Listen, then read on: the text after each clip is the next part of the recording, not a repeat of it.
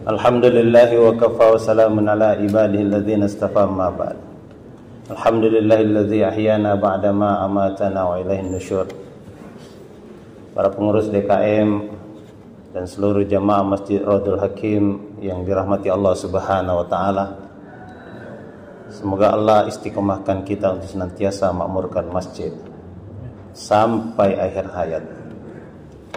Alhamdulillah kami sudah 3 hari di sini dan kami akan pamit. Sebelum pamit ini dianjurkan kita untuk saling ingatkan perkara yang penting, bahwa dunia ini sementara. Dunia bukan tempat tinggal tapi tempat meninggal. Setiap saat umur kita bukan bertambah tapi berkurang. Setiap tarikan nafas ini satu langkah menuju kubur. Sekarang ini nampak dunia nyata, akhirat cerita. Tetapi tidak lama lagi ketika nyawa sudah dicabut, maka akhirat akan nyata dan dunia tinggal cerita. Kita ini sekarang berjalan di permukaan bumi, tapi tidak lama lagi kita akan berbaring di bawah permukaan bumi. Di Pakistan ada satu orang mengumumkan bahwa nanti sore akan ada jenazah untuk disolatkan. Kalau di Pakistan itu mereka mazhabnya Hanafi, mereka tidak memasukkan jenazah ke dalam masjid. Karena itu salat jenazah dilakukan di halaman masjid atau di parkir. Karena itu pengumuman disampaikan agar orang yang datang salat asar nanti jangan parkir mobilnya, jangan parkir motornya, sepedanya di halaman, karena akan datang jenazah untuk disolatkan. Jenazahnya jauh. Tiba-tiba setelah zuhur sudah datang jenazah. Orang-orang bertanya, katanya habis asar baru datang jenazah untuk disolatkan. Maka orang yang mengetahui mengatakan bahwa jenazah yang zuhur ini adalah jenazahnya orang yang mengumumkan tadi pagi bahwa nanti sore akan datang jenazah.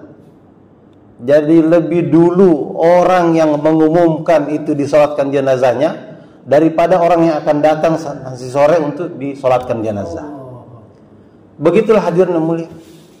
Dunia ini tidak ada yang pasti. Tidak ada kepastian.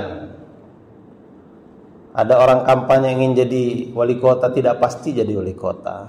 Kampanye jadi gubernur, tidak pasti jadi gubernur. Kampanye jadi presiden, tidak pasti jadi presiden. Yang pasti itu jadi jenazah. Karena itu kita harus saling ingatkan perkara ini. Yang berbicara dengan yang benar sama-sama akan jadi jenazah. Dan bekal yang kita bawa itu adalah bekal iman dan amal saja. Iman seperti apa yang harus kita usahakan hadirin yang mulia? Iman seperti sahabat. Ya ayyuhalladzina amanu aminu. Ini perintah Allah Subhanahu wa taala dalam surah An-Nisa ayat 136. Ya ayyuhalladzina amanu aminu billahi wa rasulih. Al-ayat. Aminu itu maksudnya berimanlah kamu. Iman seperti siapa? Siapa standar iman yang harus kita kejar? Yaitu imannya para sahabat radhiyallahu anhum. Inilah standar iman yang harus kita kejar. Kenapa? Karena sahabat ini adalah orang-orang yang sudah diakui keimanannya oleh Allah Subhanahu wa taala. Sudah diterima keimanannya oleh Allah Subhanahu wa taala. Sudah diridhoi kehidupannya oleh Allah Subhanahu wa taala. Karena itu kita disuruh aminu, berimanlah kamu seperti imannya sahabat radhiyallahu anhu. Aminu kama amanan nas. Bagaimana imannya sahabat? Iman sahabat asyaddu minal jibal. Stronger than the mountain. Lebih kuat daripada gunung. Iman sahabat higher than sky. Lebih tinggi daripada langit. A'la minas sama. Iman sahabat deeper than the ocean. lebih dalam daripada lautan. A'ma minal bahar. Iman sahabat la yartab, tidak ada keraguan, no doubt at all. Iman sahabat no mix at all, la syak, la raib, la yalbisu, tidak ada campuran. Susu murni iman sahabat, pure milk. Madu murni iman sahabat, pure honey, 100% asli ori iman sahabat. Iman seperti ini yang kita mau usahakan hadirnya mulia. Bagaimana mereka mengusahakan iman? Berapa lama mereka mengusahakan iman? Hadirnya mulia, iman ini sesuatu yang tidak nampak tapi menentukan. Gedung tertinggi di Saudi itu namanya Zamzam Tower. Yang kita lihat itu 601 meter tingginya. Tapi yang tidak nampak di bawah itu adalah pondasinya. Pondasinya itu ditanam lebih kurang 70 meter ke bawah. Berapa lama menanam pondasi 70 meter? Lebih dari 2 tahun. Hanya menanam pondasi. Sehingga bisa dibangun gedung 95 lantai. Kuat menahan beban. Gedung tertinggi di dunia saat ini adalah Burj Khalifa di Emirat. Berapa tingginya? 828 meter. 163 lantai. Berapa dalam pondasinya? 105 meter. Tidak nampak pondasi. Tapi karena dia ditanam begitu kuat, begitu lama bertahun-tahun, dia kuat menanggung beban di atasnya berlantai-lantai. Di Indonesia gedung tertinggi itu namanya Autograph Tower. Dekat dari sini, di Jalan Tamrin. Tingginya 329 meter. 329 meter. Berapa dalam pondasinya? Pondasinya 80 meter. Berapa lama diusahakan? Untuk pondasinya saja 2 tahun.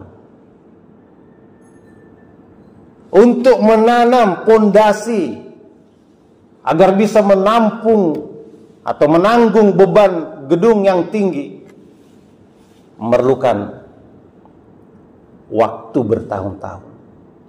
Sebagaimana sahabat, mereka mengusahakan iman bersama Rasulullah SAW selama 13 tahun di Makkah. Hanya mengusahakan kalimat la ilaha illallah Muhammadur Rasulullah. 13 tahun lamanya. Mengusahakan bahwa Allah Khalik, Allah Malik, Allah Razik. 13 tahun lamanya. Mengusahakan bahwa Allah Sami, Allah Basir, Allah Alim. 13 tahun lamanya. Sehingga iman mereka asyaddu minal jibal. Lebih strong daripada gunung. Sehingga antara emas dengan batu kerikil di hadapan sahabat sama saja. Sama-sama tidak bisa memberi manfaat, sama-sama tidak bisa memberi madarat tanpa izin Allah Subhanahu wa taala. Ini sahabat mengusahakan iman bersama Rasulullah sallallahu alaihi wasallam yang lisannya tidak pernah berdusta, kelakuan dan akhlaknya begitu indah, hari-hari ditemani Jibril alaihissalam, menerima wahyu dari Allah Subhanahu wa taala. Perlu waktu 13 tahun untuk mengusahakannya. Kemudian kita ini bercita-cita ingin masuk surga yang paling tinggi. mengusahakan iman 3 hari, ya. Usahakan iman 40 hari, ya. Mengusahakan iman 4 bulan, yang hari-hari bukan ditemani oleh Jibril alaihissalam, bukan ditemani oleh Nabi. Ustadz juga kadang-kadang malas nemenin kita, kiai kadang-kadang malas nemenin kita. Kita datang ke rumah ustadz, ke rumah kiai juga kadang-kadang mereka sibuk. Sahabat ditemenin oleh Rasulullah SAW. Siapa yang menemani kita untuk usaha atas iman? Yang nemenin kita usaha atas iman? Pak Cipto, Kong Haji Siran, Ustadz Zainal Abidin. Ini yang menemani kita usaha atas iman. Bagaimana usaha kita untuk mempersiapkan bekal akhirat ini? Hadirin yang mulia, karena kita tidak paham pentingnya iman. Kita akan paham pentingnya iman nanti ketika nyawa sudah dicabut. Baru tuh berteriak, Rabbana absorna, ya Allah, saya sudah melihat ini sekarang. Wasami'na, saya sudah mendengar sekarang. Ini mukinun, sekarang aku yakin. Farji'na, kembalikan aku ya Allah. Apa yang kamu buat kalau dikembalikan? Na'mal soleh, saya akan beramal soleh, saya akan sholat, saya akan puasa, saya akan zakat, saya akan haji, saya akan buat taklim di masjid, taklim di rumah, saya akan buat kunjungan harian 2,5 jam, saya akan jaulah, saya akan nisab, saya akan sukseskan Jor Kudama, saya mau buat itu semua ya Allah. Farji'na, kembalikan aku. No way man, tidak ada jalan pulang. Hidup yang kita sekarang miliki ini hidup yang sangat berharga, hadirin mulia. Inilah hidup yang dirindukan oleh Fir'aun. Sekarang tuh Fir'aun menyesal dalam kubur. Inilah hidup kita sekarang yang dirindukan oleh Haman. Sekarang Haman menyesal dalam kubur. Inilah kehidupan yang dirindukan oleh Namrud. Namrud sekarang menyesal dalam kubur. Inilah kehidupan yang sekarang dirindukan oleh Abu Lahab, Abu Jahal. Mereka semua menyesal dalam kubur. Minta kembali, farji'na, farji'na, kembalikan aku, kembalikan aku. Aku akan buat amal soleh. Tidak ada jalan pulang. Waktu yang singkat ini kita paham. Kita harus saling ingatkan. Dunia bukan tempat tinggal, tempat meninggal. Kubur ini tempat menyesal. Akhirat ini tempat yang kekal. Persoalannya, adakah bekal? Bekal kita ini iman dan amal saleh. Hadirin yang mulia, beruntung kita sudah sholat. Sholat kita pun berjamaah. Ini tidak mungkin dilakukan tanpa adanya secercah iman yang bercahaya di dalam hati kita. Tapi iman ini bertingkat-tingkat. Seperti lampu itu ada yang 5 watt, ada yang 10 watt, ada yang 15 watt. Iman inilah yang membuat kita diberi kekuatan untuk melangkahkan kaki ke masjid berjamaah. Ada iman yang tidak kuat melaksanakan perintah, tidak kuat menjalankan sholat, beriman, tapi sholat pun tidak sanggup. Iman butek, tidak ada cahayanya sama sekali. Ada orang imannya mampu membuat dia melangkah ke masjid, sholat berjamaah di masjid, Tapi karena begitu lemahnya iman, nggak betah berada di masjid, gelisah berada di masjid. Kalau ikan itu kuat, besar, dia akan berada di dalam lautan yang dalam. Dia akan sehat, segar di sana. Kalau dia sakit, dia akan melipir-melipir, mendekat ke permukaan, bahkan lama-lama terlempar ke tepi pantai, tewas. Nggak betah di lautan. Kalau ada ikan tidak betah di lautan, tidak betah di air, dalam keadaan bahaya. Berapa banyak saudara kita hari ini tidak betah berada di rumah Allah Subhanahu wa taala, melipir-melipir berada di rumah Allah Subhanahu wa taala. Kalau bisa pergi sebelum assalamualaikum, pergi dia. Semakin strong imannya, semakin betah berada di masjid. Dia paham masjid ini rumah Allah Subhanahu wa taala.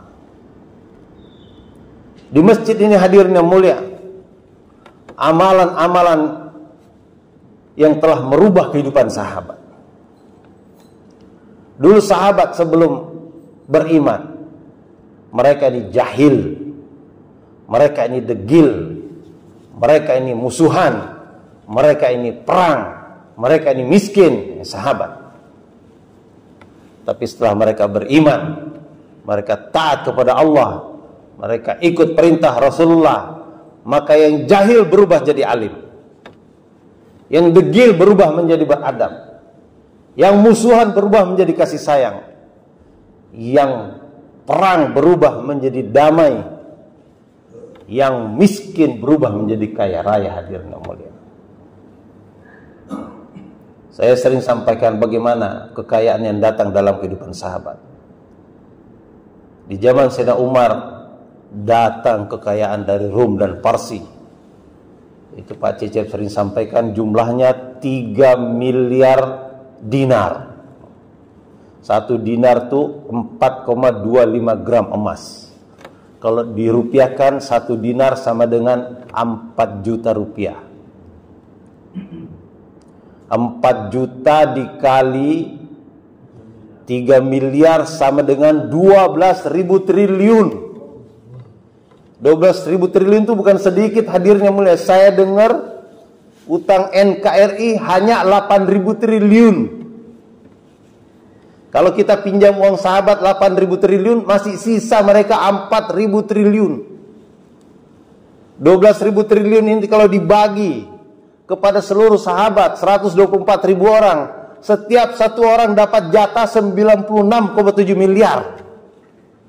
Bukan sedikit itu, hadirnya mulia. Bayi baru lahir langsung dapat nih buku tabungan kamu 96,7 miliar.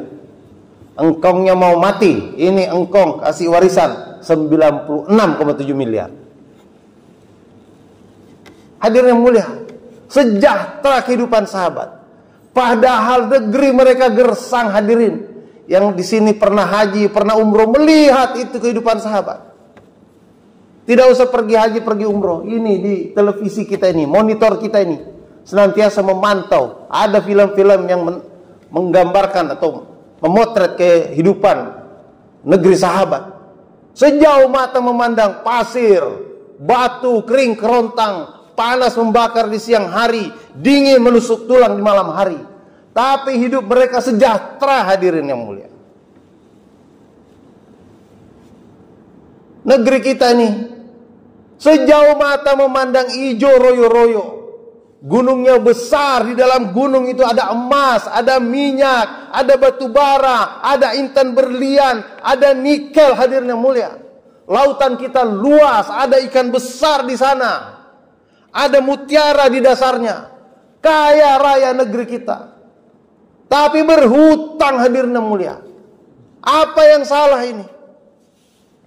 Kata Wali Kota Bengkulu Haji Helmi Hasan, karena gunung didaki, lautan diseberangi, masjid dilewati. Kita ini cuek terhadap panggilan Allah Subhanahu wa taala. Sedangkan sahabat, hadirnya mulia, kehidupan mereka ini biasa-biasa saja. Perdagangan mereka biasa-biasa saja. Pertanian mereka biasa-biasa saja. Perindustrian mereka biasa-biasa saja. Yang luar biasa dalam kehidupan sahabat, apabila azan berkumandang, Allahu Akbar, Allahu Akbar, segera itu para petani lemparkan cangkulnya. Segera itu para pedagang tinggalkan tokonya. Segera itu para pejabat tinggalkan kantornya. Berbondong-bondong mereka pergi ke masjid memenuhi panggilan Allah Subhanahu wa taala. Boleh kita saksikan sampai hari ini, negeri-negeri mana saja yang masjidnya makmur, mesti negerinya makmur, penduduknya makmur. Brunei Darussalam, satu negeri yang kecil, penduduknya 400.000. Ketika azan berkumandang, berbondong-bondong datang ke masjid. Mereka bikin masjid itu halamannya besar-besar, karena semua orang datang ke masjid pakai mobil. Dan mereka datang ke masjid bukan hanya bawa dirinya. Di Brunei itu kebiasaan-kebiasaan mereka, datang ke masjid bawa kantong kresek, isinya singkong rebus, isinya goreng pisang, ya makanan khas Melayu. Sebelum mereka sholat, mereka letakkan dulu di meja di bagian belakang. Ini ditiru sama pengurus Masjid Lalutul Hakim ini. Ada meja di belakang tuh, taruh di situ makanan. Kemudian selesai sholat, orang-orang akan duduk di situ makan sama-sama. Begitu juga negeri-negeri lain, Qatar, Oman, Emirat, negeri-negeri Arab yang kering kerontang, Kuwait yang dulu begitu miskin menderita, raja perintahkan semua harus sholat berjamaah di masjid. Ketika berjamaah di masjid, keluar sumur minyak. Allah perintahkan kepada dunia, ya dunia ikhdimi man hadamani wastakhdimi man khadamaki. Wahai dunia, tundukkan dirimu kepada orang yang tunduk padaku, dan perbudaklah mereka yang tunduk padaku. Ini perintah Allah kepada dunia, perintah Allah kepada pertanian, perintah Allah kepada perdagangan, perintah Allah kepada perindustrian, perintah Allah kepada sawah, ladang, kepada kambing, kepada ternak ayam. Perintah Allah kepada dunia, tunduk kepada orang yang menundukkan diri kepada Allah. Tetapi Allah perintahkan juga, kalau orang-orang itu tunduk kepada kamu, maka perbudaklah dia. Pertaniannya tidak berhenti-berhenti bermasalah, perdagangannya tidak berhenti-berhenti bermasalah, perkantorannya tidak berhenti-berhenti masalah, keluarganya tidak berhenti-berhenti bermasalah. Kenapa? Karena tundukkan diri kepada dunia. Orang yang tundukkan diri kepada dunia seperti mengejar bayang-bayang. Semakin dikejar semakin kabur. Semakin kencang mengejarnya, semakin kencang larinya. Tapi kalau orang cerdas, dia akan balik badan menghadap matahari. Siapa yang berjalan menuju matahari, maka bayang-bayang pasti akan mengikutinya. Siapa yang berjalan menuju Allah Subhanahu wa taala, maka pasti dunia akan tunduk di belakang dia. Dan inilah yang terjadi dalam kehidupan sahabat radhiyallahu anhu. Raja Cina itu ketawa karena datang utusan membawa surat dari Raja Yazdajir, Raja Persia, raja negara superpower. Kenapa? Karena negara superpower ini dikalahkan oleh pasukan kaum muslimin, dipimpin oleh Sa'ad bin Abi Waqqas. Sa'ad bin Abi Waqqas mengirim surat kepada Rustum, panglima perang Parsi. Wahai Rustum, bersama saya ini satu pasukan yang mencintai mati seperti kalian mencintai Khomer. Bergetar Rustum membaca surat itu, menggigil ketakutan. Tapi karena perintah raja harus ditunaikan, dia tetap memimpin perang sampai dia mati dan kalah. Raja Yazdajir menulis surat kepada Raja Cina, Raja Tiongkok, mengirim utusan meminta bantuan. Raja Tiongkok ketawa.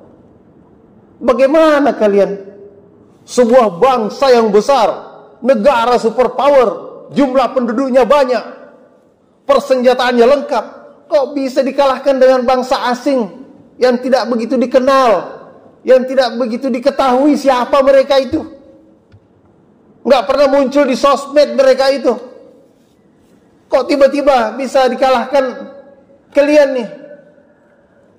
Maka utusan mengatakan, wahai Tuan Raja, tanyalah aku ciri-ciri mereka, tanyalah aku keadaan mereka, tanyalah aku ahwal mereka. Maka Raja Cina bertanya, sebelum dia memerangi kalian, apa yang mereka katakan? Utusan ini mengatakan, wahai Tuan Raja, mereka memberi kami 3 pilihan. 1, kalau kami menerima tawaran mereka, kami menerima tawaran mereka masuk Islam, maka kami akan diangkat derajatnya sama dengan mereka, bersaudara dengan mereka, posisinya, hak-haknya sama dengan mereka. Itu pilihan pertama.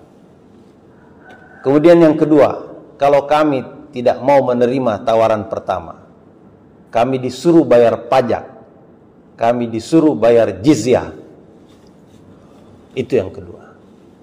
Kemudian yang ketiga, kalau kami tidak mau juga, tidak mau masuk Islam, tidak mau bayar jizyah, maka kami akan diperangi. Kami merasa kuat kemarin itu, karena itu kami siap untuk berperang. Kami angkat senjata melawan mereka. Ternyata kami kalah. Oh, begitu. Bagaimana kelakuan mereka? Apakah mereka orang-orang yang memiliki komitmen terhadap janji? Iya, mereka sangat komitmen terhadap janji mereka. Apakah mereka taat kepada amir, atau ada yang di antara mereka yang tidak taat kepada amirnya? Oh, mereka sangat taat kepada amir. Mereka sangat patuh kepada amir.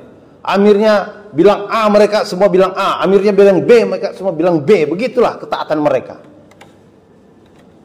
Apakah di antara mereka itu ada ajaran halal haram? Oh ya, ada.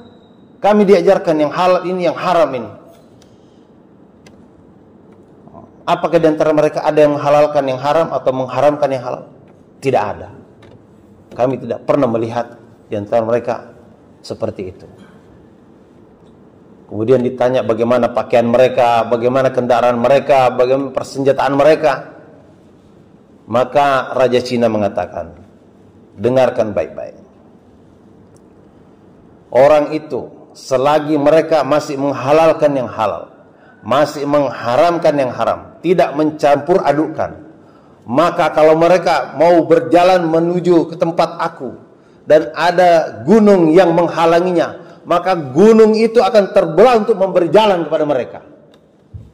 Kalau ada lautan yang menghalangi mereka, maka lautan itu akan menjadi keras untuk mereka lalui bersama kuda-kuda mereka.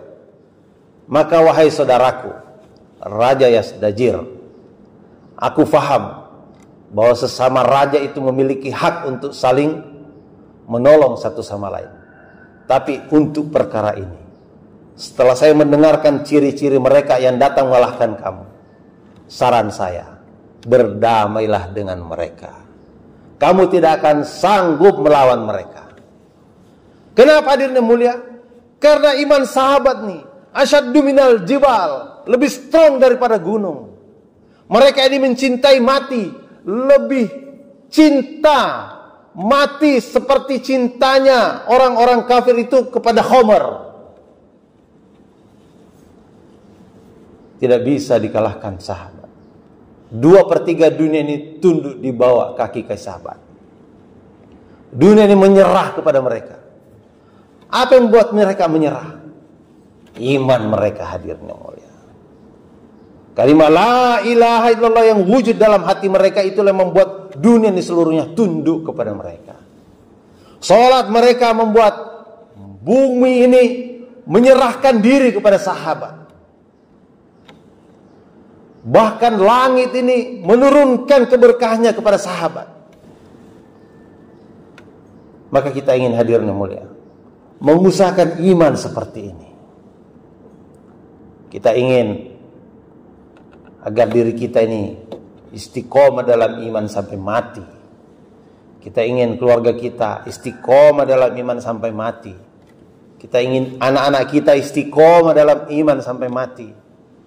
Kita ingin seluruh orang di kampung kita, bahkan seluruh manusia di permukaan bumi ini semuanya mati membawa iman. Inilah bekal. Tidak ada bekal kecuali iman. Harta dan pangkat akan ditinggal. Istri yang hari-hari bilang I love you, I love you, kalau sudah mati suaminya, sudah dicabut nyawa suaminya, 2 hari saja tidak boleh lagi nginap di rumahnya. Padahal rumah itu yang memperjuangkannya adalah suaminya, yang kerja siang malam untuk dapatkan rumah itu adalah suaminya. Tapi ketika nyawa telah dicabut, 2 hari pun tidak boleh nginap lagi di rumah itu. Dunia ini bukan tempat tinggal, tapi tempat meninggal, saudaraku. Maka kita harus ingatkan perkara ini. Alhamdulillah kita sudah diberikan masjid. Bagaimana masjid ini kita jadikan pusat untuk usaha atas iman. Bagaimana agar 100% lelaki balik ini berjamaah di masjid. Bagaimana agar 100% kaum perempuan menutup aurat dengan sempurna. Bagaimana agar 100% anak-anak kita belajar agama. Di sekolah mereka tidak punya kesempatan untuk belajar agama secara sempurna. Di masjid kita sempurnakan pelajaran agama mereka. Bagaimana mereka datang ke masjid, cinta kepada masjid. Bagaimana agar mereka betah kepada masjid. Bagaimana agar mereka ini sayang kepada masjid. Dan Raudatul Hakim ini termasuk masjid yang makmur di Tangsel ini. Bagaimana kemakmuran Raudatul Hakim ini menular kepada masjid-masjid yang lain. Kata Haji Maulana Sa'ad, tidak ada satu negara di dunia ini yang memiliki jumlah masjid sebanyak negeri kalian. Tidak ada satu negara di dunia ini memiliki jumlah masjid sebanyak Indonesia. 1 juta masjid. Kalau kita makmurkan masjid kita, Allah janji akan makmurkan kehidupan kita. Walau anna ahlal qura amanu wattaqau la fatahna alaihim barakatim minas samai wal. Satu kampung ini, kalau orangnya iman dan takwa, Allah akan bukakan keberkahan dari langit dan bumi. Dan tanda orang-orang kampung itu iman dan takwa, makmur masjidnya. Itulah hadirnya mulai kami ini bergerak selama 40 hari untuk belajar, latih diri kita makmurkan masjid, membetahkan diri dengan masjid, mencintai masjid. Dan kami juga mengajak orang-orang sekitar masjid untuk sama-sama makmurkan masjid, betah di masjid, makmurkan masjid. Inilah yang mendatangkan kasih Allah Subhanahu wa taala, dan inilah bekal akhirat kita. Perlu latihan hadirnya mulia. 3 hari, 40 hari ini hanya latihan. Kita ingin mati dalam keadaan taat kepada Allah Subhanahu wa taala. Siapa yang niat latihan 3 hari insyaallah? Kami hari ini akan pindah ke Parang Panjang 3 hari insyaallah. Kalau ada yang mau ikut boleh. Ikut 40 hari bagus, ikut 4 bulan bagus. Kita tidak kuat seperti sahabat 13 tahun hanya usahakan iman. Kita ini belajar saja, latihan saja, sampai menjadikan dakwah ini betul-betul sebagai maksud hidup. Hidup dalam dakwah sampai mati dalam dakwah. Jangan jadikan sawah maksud hidup, hidup dalam sawah sampai mati dalam sawah. Subhanallah bihamdi, subhanakallahumma. Assalamualaikum warahmatullahi wabarakatuh.